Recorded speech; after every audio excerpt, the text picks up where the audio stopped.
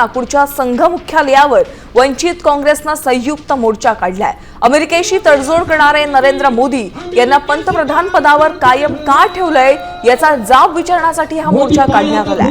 या मोर्चात प्रकाश आंबेडकर, काँग्रेस प्रदेशाध्यक्ष हर्षवर्धन सपकाळ सहभागी झाले होते।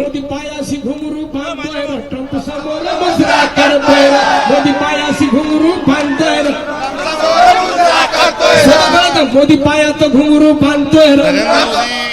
हे विकृत स्वरूपामध्ये कडवं त्यांनी जमवलेलं आहे। सर्व स्तरावर ते अपयशी ठरलेले आहेत।